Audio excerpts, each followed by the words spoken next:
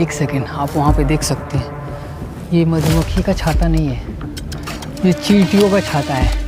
ये खासकर ऐसे ही पेड़ों पे ही चींटियाँ छाता लगाती है अपने। तो इस जंगल से शिकायत नहीं करने वाला हूँ, ऐसे ही होता है रियल लाइफ में भी। जो लोग सीधे साधे रहते हैं उनको कभी कभी ऐसा ही सामना करना पड़ता है ज़िंदगी में। लेकिन आप ये देख सकते हैं इसको, आप इसको खाने वाला समझ के खा भी ना लें, क्योंकि इसमें खुजली होती है। मैं इसे टच भी करूँगा तभी भी मेरे हाथ में खुजली होने लगेगा। ये बेलों के सहारे में इसका जो पौधा है लिपट लिपट कर पेड़ों पे चढ़ता है और फिर फरता है।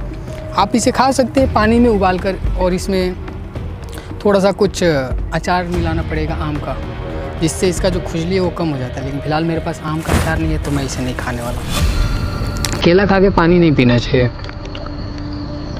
वरना आपको खांसी हो सकता है। फ़िलहाल मैं भी नहीं पीने वाला हूँ। जब भी बचपन में रहते थे तो स्कूल कॉलेज में इसको हम लोग किसी और बच्चे को फिसल के गिराने के लिए इस्तेमाल करते थे, इसके छिलके का।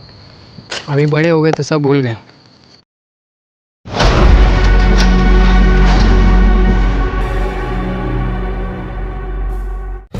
मैं हूँ शिवा, मैं अभी मुंबई में साइंस से ग्रेजुएशन कंप्लीट किया हूँ। मेरा बचपन से सपना था एक सर्वाइवर बनने का। मैं अब अपने सपनों को जीने वाला हूँ। मैं आपको दुनिया के कुछ खतरनाक रैन फॉरेस्ट में सर्वाइव करने के सही तरीके बताने वाला हूँ। दरअसल यूएस गवर्नमेंट के डेटा के मुताबिक पूरा दुनिया भर में 40 से 50 मिलियन टूरिस्ट हर साल हंटिंग के लिए जाते हैं रैन फॉरेस्ट में, लेकिन उनमें से लगभग 1.5 से 2 लाख टूरिस्ट आपातकालीन की स्थिति में घायल रहते हैं। लेकिन उनमें से 200 से 300 टूरिस्ट मारे जाते हैं, और मैं यही देखने वाला हूँ उनके मरने का वजह क्या है, और मैं आपको दिखाने वाला हूँ। मेरी कैमरा टीम मेरे साथ में रहेगी, और मेरी कैमरा टीम पे एक लागू रहेगा सर कि मैं जब तक ना बोलूँ तब तक वो मेरी मदद नहीं करेगी। Let's go.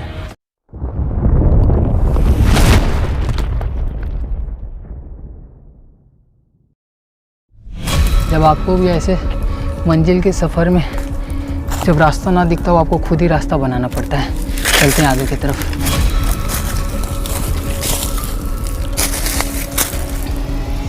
यहाँ पर भी मेरा रास्ता पूरे झाड़ियों से रुक गया है। अब इसको भी मुझे पार करना होगा। इस साइड से चलते हैं, ये वाला बेहतर लग रहा है मुझे लगता है इधर नारियल का पेड़ है, आप देख सकते हैं ये। हाँ ये रहा, एक ही है। यहाँ पे नारियल के पेड़ों को तैयार होने में लगभग 15 से 20 साल लगता है, एक अच्छा सा नारियल के पेड़ को जवान होने में। आप देख सकते हैं ये नारियल के पेड़ का ही पत्ता है। फिलहाल अभी तो नारियल फड़ा नहीं है। हाँ अभी नहीं आया, होता तो मैं थोड़ा उसका पानी पी सकता था, क्योंकि उसमें बहुत सारी कैलोरीज रहता है। चलते हैं आगे की तरफ।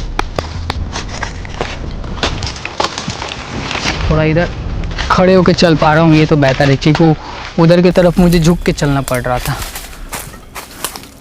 एक सेकेंड, आप वहाँ पे देख सकते हैं, ये मधुमक्खी का छाता नहीं है, ये चींटियों का छाता है। ये खासकर ऐसे ही पेड़ों पे ये चींटियाँ छाता लगाती है अपने। इनका छाता देखने से ही पता चल जाता है, काला रहता है मेरा मतलब। और एक जो ये काली चींटियों का छाता मुझे लग रहा है, क्योंकि जो लाल चींटियों का छाता रहता है उसमें ना वो उसके पत्ते, ये पेड़ों के पत्ते में ना वाइट अजीब सा रहता है, उनके मकड़ी के जाले की तरह। लेकिन ये काला है, यानी कि पूरा मुझे लगता है काली चींटियों का ही छाता है। वैसे काली चींटियाँ ज़मीन में भी रहती हैं, लेकिन पेड़ पे भी रहती है कुछ। मतलब जंगलों में आपको कुछ प्रजातियाँ पेड़ों पे देखने को भी मिलेंगी। मुझे अब आगे की तरफ चलना होगा, चलते हैं, इनको रहने देते हैं। जंगलों में आपको ऐसे अजीब सी प्रजातियाँ देखने को मिलते रहता है। जो आप प्रजातियाँ अपने घरों के आइट साइड में देखते हैं, उनसे अलग अलग प्रजातियाँ आपको देखने को मिलता है। इधर थोड़ा बेहतर लग रहा है, आप देख सकते हैं। इधर भी अभी मुझे कुछ रास्ता पता नहीं चल रहा, लेकिन चलते रहना होगा मुझे पता है इसी दिशा में मुझे मंजिल मिलेगी। तो रास्ता हो या ना हो, मुझे खुद से बनाकर चलते रहना होगा।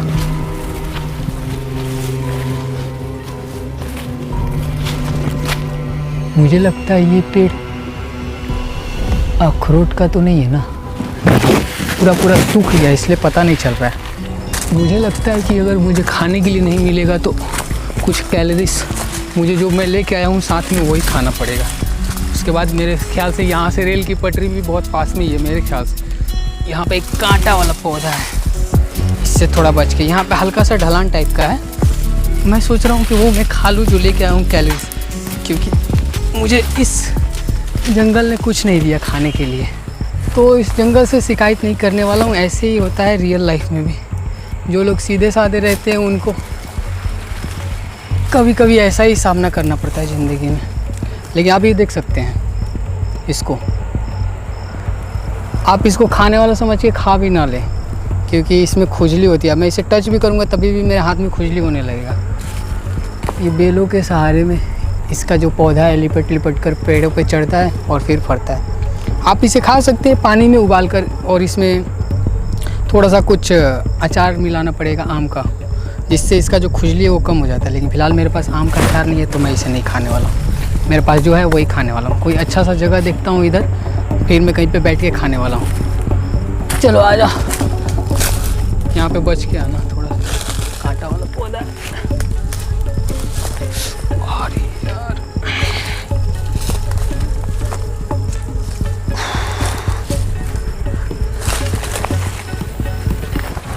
इधर का बेहतर जगह है, बात सही है, लेकिन मुझे देखना होगा मैं कहाँ पे अच्छे से बैठ के खा सकता हूँ, क्योंकि चारों तरफ जो ज़मीन है वो थोड़ा सा सूख चुका है। आप देख सकते हैं जो ये पत्ते हैं ये सब के सब सूख चुके हैं, और इस पत्ते के कलर के भी सांप होते हैं, तो पता नहीं चलता है। वो अपने आप को छुपा कर रखते हैं और आप बैठते हैं तो आपको बाइट कर देते हैं। मुझे जहाँ पे मुझे बैठूँगा वहाँ पे थोड़ा अच्छे से मुझे चारों तरफ देखना होगा।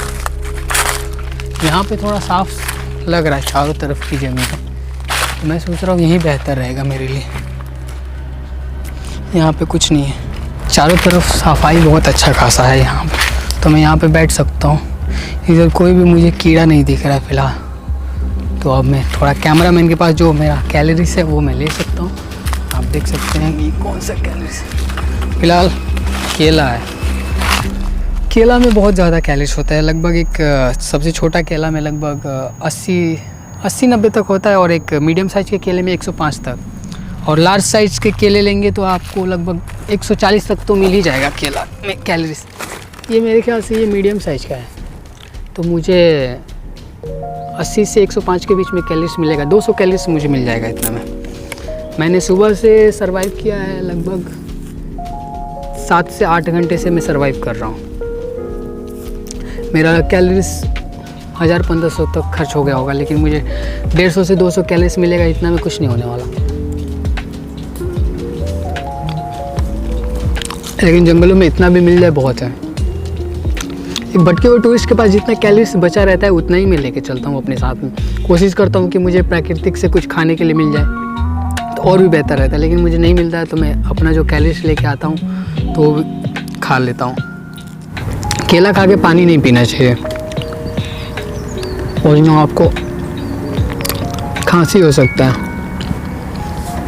फिलहाल मैं भी नहीं पीने वाला हूँ। जब भी बचपन में रहते थे तो स्कूल कॉलेज में इसको हम लोग किसी और बच्चे को फिसल के गिराने के लिए इस्तेमाल करते थे, इसके छिलके को। अभी बड़े हो गए तो सब भूल गए। ये दूसरा केला है।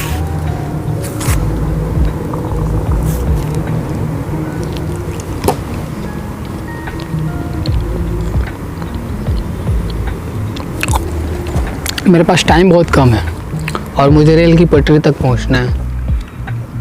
उस रेल की पटरी को पुराने ज़माने का है, लेकिन मेरे ख्याल से वहाँ पे गवर्नमेंट कुछ डेवलप भी किया है तो थोड़ा सा नया भी कर दिया होगा, लेकिन देखने के बाद ही पता चलेगा। लेकिन वो है, वहाँ का जो रेल की पटरी है पुराने ज़माने की है,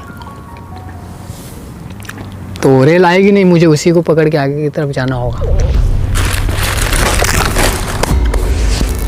एक केला ही ऐसा खाने का जो चीज़ है जिसमें आप खाएंगे तो आपको तुरंत एनर्जी मिलता है। और मेरा शरीर बहुत ज़्यादा फुर्तीला हो गया है, तो मैं अच्छे से और ज़्यादा एनर्जी के साथ आगे की तरफ दूरी तय कर पाऊँगा। चलिए चलते हैं। एक भटके हुए टूरिस्ट सोचता है कि कब वो अपने घर पहुँचे ताकि अपने फैमिली से मिले, थोड़ा अच्छा भोजन करे, क्योंकि कितने टूरिस्टों को तो भोजन कितने दिनों तक नसीब भी नहीं होता है अच्छा सा। तो इसलिए उन्हें मंजिल की बहुत ज़्यादा चाह रहती है, इसीलिए पहुंच पाते हैं। जिनको मंजिल की उतनी चाह नहीं रहती है वो अपने जान गंवा देते हैं इसी जंगलों में। ये जंगल एक तरफ से देखा जाए तो खूंखार भी है और एक तरफ से देखा जाए तो आपका दोस्त भी है। आप इसके साथ जैसा व्यवहार करेंगे आपके साथ वैसा ही करेगा।